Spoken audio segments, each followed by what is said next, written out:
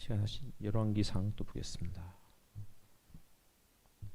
열왕기상 8장 33절부터 43절 보겠습니다.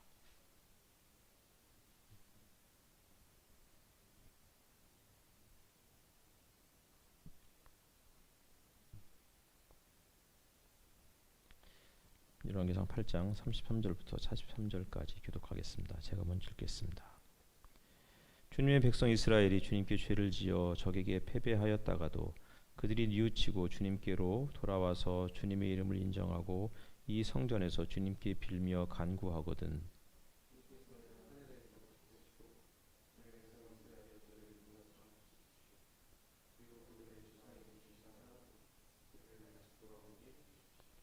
또 그들이 주님께 죄를 지어서 그 벌로 주님께서 하늘을 닫고 비를 내려 주시지 않을 때라도 그들이 이곳을 바라보고 기도하고 주님의 이름을 인정하고 그 죄에서 돌이키거든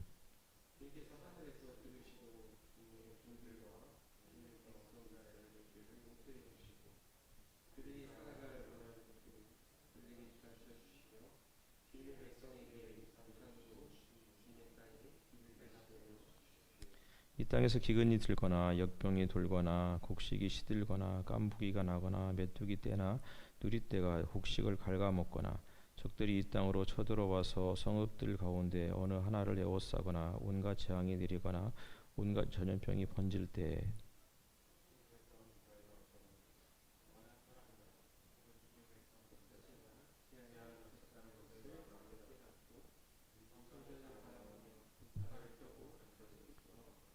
주님께서 계시는 곳 하늘에서 들으시고 판단하셔서 그들을 용서해 주십시오. 주님께서는 각 사람의 마음을 아시니 주님께서 각 사람에게 그 행위대로 갚아 주십시오. 주님만이 모든 사람의 마음을 아십니다.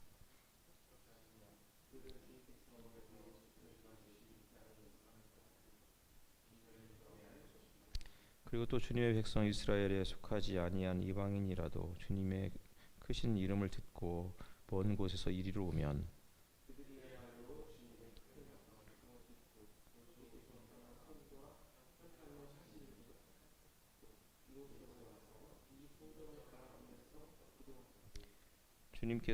주님께서 계시는 곳 하늘에서 들으시고 그 이방인이 주님께 부르짖으며 간구하는 것을 그대로 다 들어주셔서 땅 위에 있는 모든 백성이 주님의 이름을 알게 하시고 주님의 백성 이스라엘처럼 주님을 경외하게 하시며 내가 지은 이 성전이 주님의 이름을 부르는 곳임을 알게 하여 주십시오. 아멘. 예, 솔로몬이 성전을 봉헌하는 이제 그 상황에서 드리는 기도이죠. 성전의 핵심이 무엇이냐? 78편 말씀도 우리가 좀 전에 읽었지만 성전이 이스라엘의 한 중앙이 있고 그리고 그 성전에서 그들이 나와서 기도할 때마다 그들이 하나님 앞에 제물을 바칠 때마다 그리고 때로는 성전을 직접 가지 않았다 할지라도 갑자기 자기 삶에 있어서 일상생활 중에 고난이나 어려움 혹은 자신들이 죄에 빠졌을지라도 그때마다 기억하라고 하는 것은 하나님의 성전을 바라보라는 것이었습니다. 그 성전이 어떤 곳이냐면 결국은 그 성전은 하나님께서 우리의 죄를 용서해 주시고 우리를 다시 회복해 주시는 분이시다. 이런 이야기를 성전을 통해서 우리에게 들려주고 있는 거죠.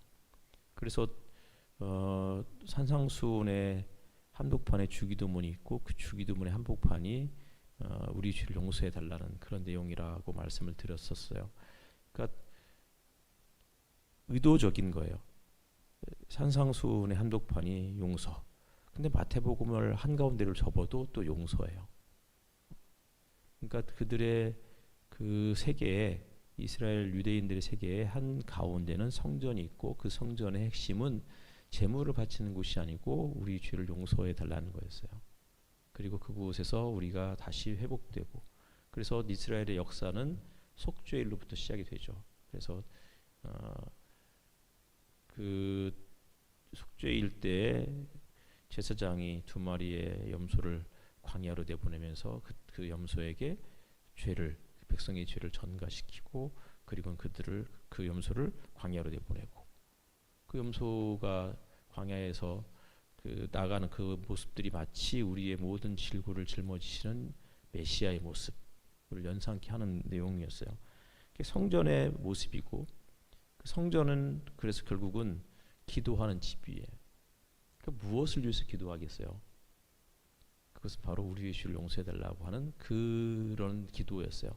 그리고 이곳에는 이방인들도 함께 들어와서 기도하는 곳이었고, 그래서 이방인들이 들어와서 하나님께 기도할 때 하나님께서 그 기도를 들어주실 것이다. 그 이방인이 주님께 부르짖으며 간구하는 것을 그대로 다 들어주셔서 이렇게 되어 있어요. 그러니까 이방인, 유대인이나 하나님의 백성뿐만 아니라 이방인들도 돌아와서 기도하면 들으시는 곳, 그것이 바로 성전인 거이죠.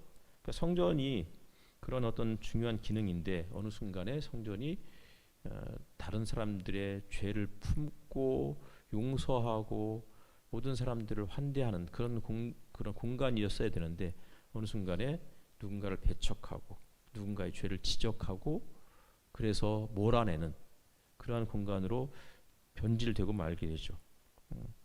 어쨌든 계속해서 반복해서 이 열왕기상 8장은 하나님의 성전, 이 성전을 바라보고 기도하면이에요.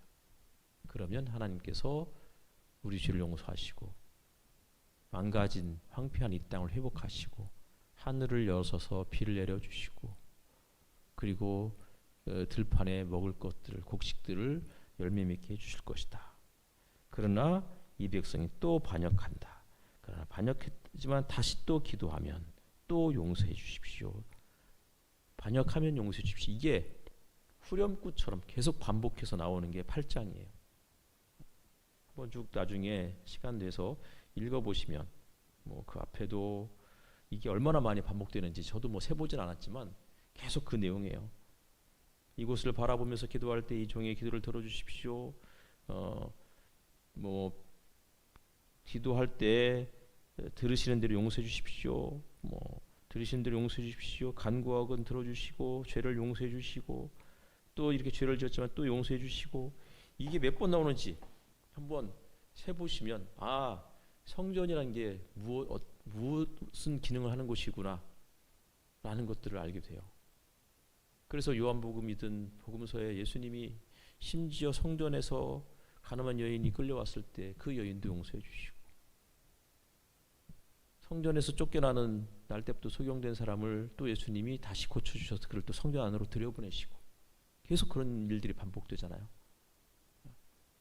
심지어는 문둥병, 뭐 그런 말을 요새 쓰면 안 되지만 어쨌든 이 한센인병에 걸린 사람도 고쳐주시고 다시 또 제사장에게 보이게 해주시고.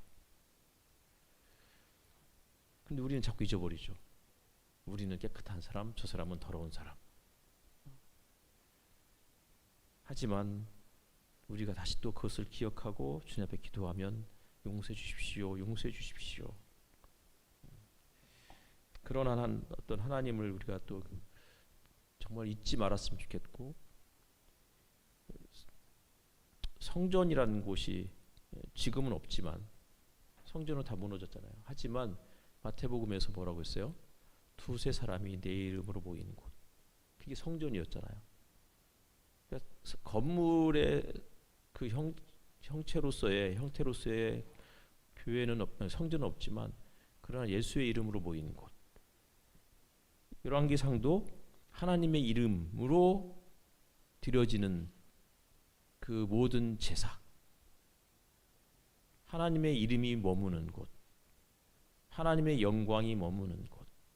그러니까 하나님의 이름은 곧 하나님의 영광이고, 그게 출애굽기 40장에는 성막이 다 그 준공되고 하나님께 드려졌을 때 하나님의 영광이 성막 위에 가득 찼던 것처럼, 그리고 하나님께 성전을 봉헌할 때도 똑같은 현상이 나타났던 것처럼 여호와의 이름이 머문다는 것은 바로 그런 의미인 거예요. 하나님이 우리의 하나님이 되신다는 것은 어떻게 경험하느냐면 죄 용서를 경험했을 때 그분이 우리를 창조하시고 우리의 모든 삶을 인도해 주시고 이끄시는 분이구나. 그리고 다시 그분이 우리에게 기회를 주시고 우리를 선한 길로 인도해 주시는 분이구나. 이런 것들을 경험하게 될 때 그분이 우리 하나님이시구나 라는 사실들을 고백할 수 있을 것 같아요. 그런 하나님을 우리가 또 기억하면서 이 시간에 같이 또 기도드리도록 하겠습니다.